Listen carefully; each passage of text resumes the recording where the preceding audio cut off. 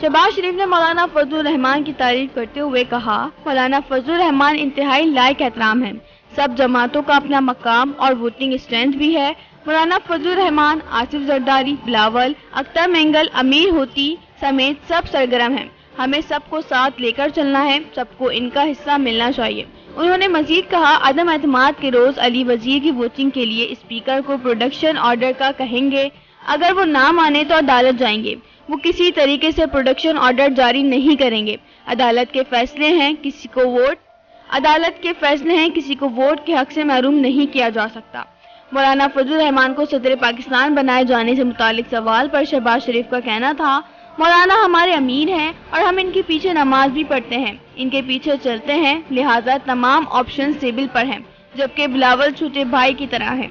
Opposition leader ने मजीद कहा, हम पाकिस्तान की आवाम की खातिर ये सब कर रहे हैं, किसी को शौक नहीं इतना बड़ा बोझ अपने कंधों पर लेने का। ये एक चैलेंज है, इससे कामयाबी से आगे बढ़ते हैं तो आगे चैलेंज और बड़े हैं। इसमें मुल्क के माशी हालात, गुर्बत, बेरोजगारी ठीक करना, ये सब जान जोखिम में डालने का काम है।